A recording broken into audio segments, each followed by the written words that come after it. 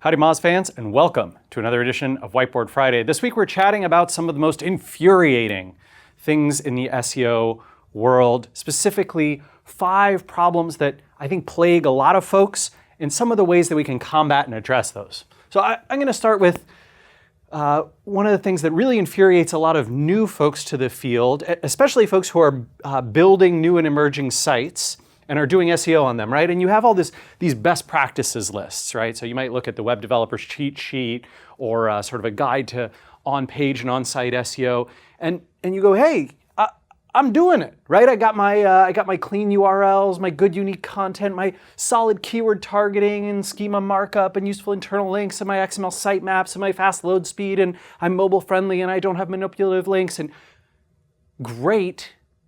Where's my results? What benefit am I getting from doing all these things? Because I don't see one. I took a site that was not particularly SEO friendly. Maybe it's a new site, one I just launched, or an emerging site, one that's sort of slowly growing but not yet a power player. And I do all this right stuff and I don't get SEO results. And this makes a lot of people stop investing in SEO, stop believing in SEO, and stop wanting to do it. And I can understand where you're coming from.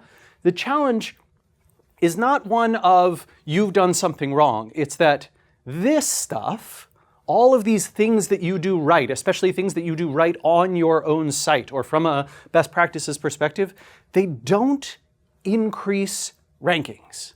They don't. That's not what they're designed to do. This stuff, all of these best practices are designed to protect you from potential problems. They're designed to make sure that your site is properly optimized so that you can perform to the highest degree that you are able. But this is not actually rank boosting stuff, unfortunately. And that is very frustrating for many folks. So following a best practices list, the idea is not, hey, I'm going to grow my rankings by doing this.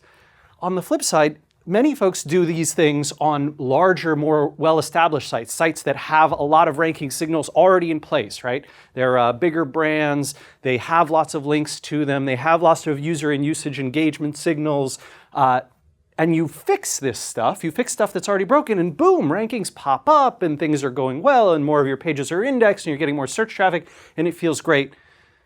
This is a challenge on our part of understanding what this stuff does, not a challenge on the search engine's part of not ranking us properly for having done all of these right things. All right. Number 2, my competition seems to be ranking on the back of spammy or manipulative links. What's going on? I thought Google had introduced all these algorithms to kind of shut this stuff down, and this seems very frustrating. How are they pulling this off? I look at their link profile and I see a bunch of directories and Web 2.0 sites. I love that the spam world decided that that's Web 2.0 sites. Article sites, private blog networks, do follow blogs. You look at this stuff and you go, what is this junk? It's terrible. Why isn't Google penalizing for them for this? And the answer, the right way to think about this and to combat this is, are these really the reason that they rank? I think we need to ask ourselves that question. One thing that we don't know, that we can never know, is have these links been disavowed by our competitor here, right? So I've got my Hulk'sIncrediblestore.com and their competitor, evil competitor, Hulktastrophe.com. So Hulktastrophe's got all these terrible links, but maybe they disavowed those links, right? And you would have no idea. Maybe they didn't build those links. Perhaps those links came in from some other place. They are not responsible. Google's not treating them as responsible for it. They're not actually what's helping them. If they are helping, and it's possible they are, there are still instances where we've seen spam propping up sites, no doubt about it. I think the next logical question is, are you willing to lose your site or brand? Because what we don't see anymore is we almost never see sites like this who are ranking on the back of these things and have generally less legitimate and good links ranking for 2 or 3 or 4 years. You can see it for a few months, maybe even a year, but this stuff is getting hit hard, getting hit frequently. And so unless you're willing to lose your site, pursuing their links is probably not a strategy.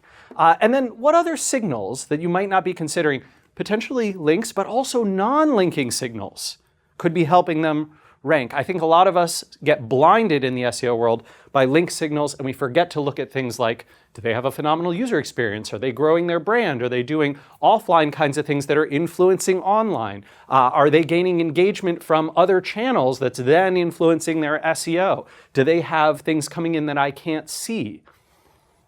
If you don't ask those questions, you can't really learn from your competitors, and you just feel the frustration.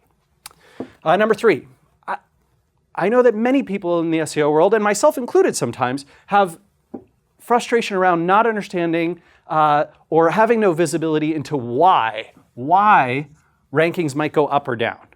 Well, look, so on my hulksincrediblestore.com, I've got my infinite stretch shorts, which I don't know why he never wears. You should really buy those. My soothing herbal tea and my anger management books. And I look at my rankings, and they kind of jump up all the time, jump all over the place all the time. And actually, this is pretty normal. I think we've done some analyses here, and the average page 1 search results shift is 1.5 or 2 position changes daily, right? That's what that's sort of the Mozcast data set, if I'm recalling correctly. And so that means that over the course of a week, it's not uncommon or unnatural for you to be bouncing around 4, 5, 6 positions up, down, those kinds of things. I think we should understand what can be behind these things. And that's a very simple list. You made changes. Google made changes. Your competitors made changes. Or searcher behavior has changed in terms of volume, in terms of what they're engaging with, what they're clicking on, what their intent behind searches are. Maybe there was just a new movie that came out, and one of the scenes, Hulk talks about soothing herbal tea, and so now people are searching for very different things than they were before. They want to see the scene, they're looking for the YouTube video clip, those kinds of things, and suddenly Hulk's soothing herbal tea is no longer directing as well to your site, right? So changes like these things can happen. We can't understand all of them. I think what's up to us to determine is the degree of analysis and action that's actually going to provide a return on investment. Looking at these day over day or week over week and throwing up our hands and getting frustrated probably provides very little return on investment. Looking over the long term and saying, hey, over the last 6 months, we can observe 26 weeks of ranking change data, and we can see that in aggregate we are now ranking higher and for more keywords than we were previously, and so we're going to continue pursuing this strategy. This is the set of keywords that we've fallen most on, and here are the factors that we've identified that are consistent across that group. I think looking at rankings in aggregate can give us some real positive ROI. Looking at 1 or 2, 1 week or the next week, probably very little ROI. Number 4. Many of us feel frustrated that we can't influence or affect change in our organizations because we can't accurately quantify, predict, or control SEO. And that's true, right? Especially with things like keyword not provided, and certainly with the inaccuracy of data that's provided to us through Google's keyword planner, right, inside of AdWords, for example, and the fact that no one can really control SEO, not fully anyway. You get up in front of your team, your board, your manager, your client, and you say, hey, if we don't do these things, traffic will suffer. And they go, well, you can't be sure about that, and you can't perfectly predict it, and last time you told us something else happened. So because the data is imperfect, we'd rather spend money on channels that we can perfectly predict, that we can very effectively quantify, and that we can very effectively control. And that is understandable. I think that businesses have a lot of risk aversion naturally, and so wanting to spend time and energy and effort in areas that you can control feels a lot safer. Some ways to get around this are, first off, know your audience. If you know who you're talking to in the room, you can often determine the things that will move the needle for them. So, for example, I find that many managers, many boards, many executives are much more influenced by competitive pressures than they are by we won't do as well as we did before, or we're losing out on this potential opportunity. Saying that is less powerful than saying this competitor who I know we care about and we track ourselves against is capturing this traffic, and here's how they're doing it, right? Show multiple scenarios. Many of the SEO presentations that I see and have seen and still see from consultants and from in-house folks come with kind of a single, hey, here's what we predict will happen if we do this, or what we predict will happen if we don't do this.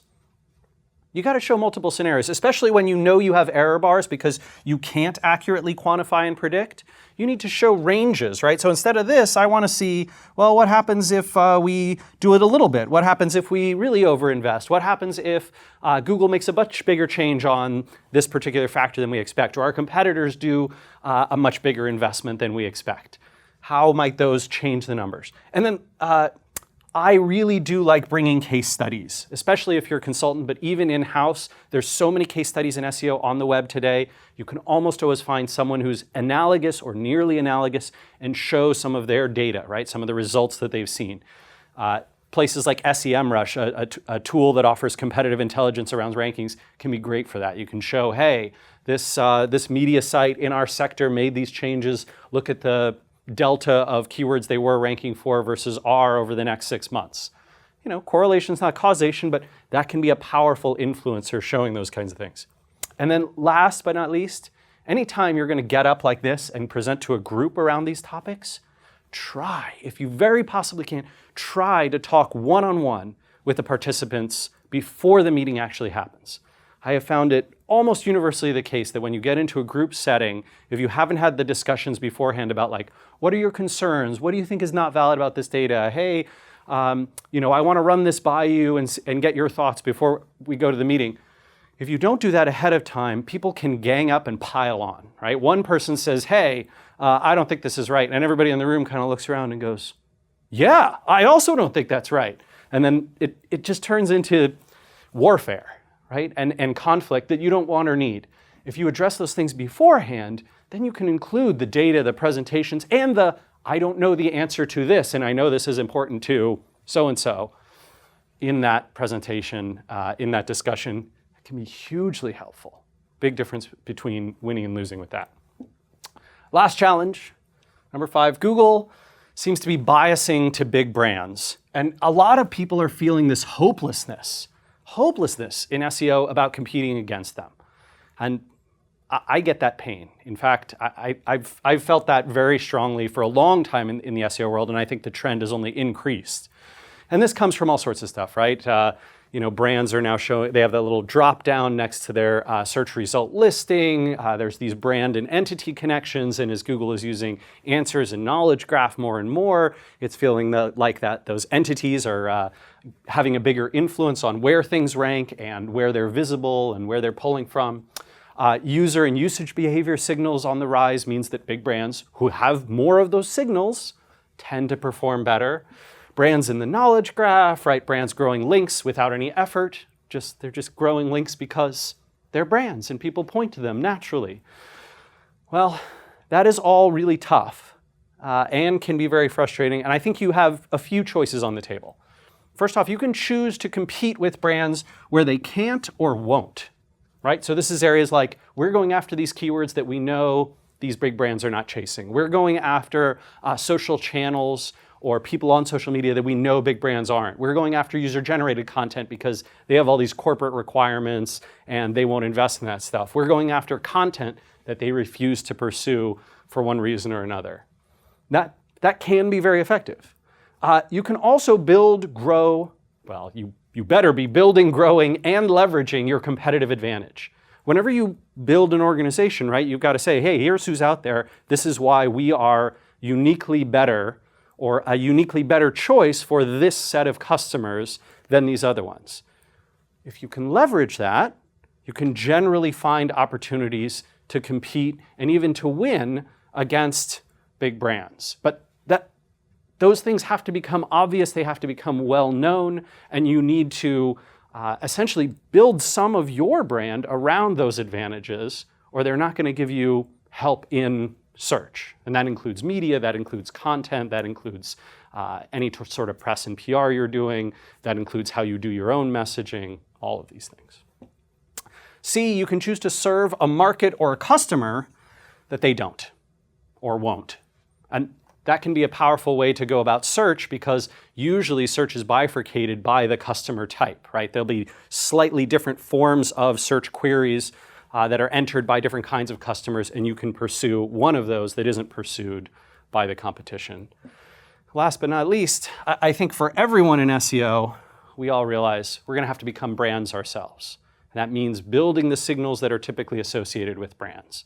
Authority, recognition from an industry, recognition from a customer set, awareness of our brand, even before a search has happened. And I talked about this in a previous Whiteboard Friday, but I think because of these things, SEO is becoming a channel that you benefit from as you grow your brand, rather than the channel you use to initially build your brand.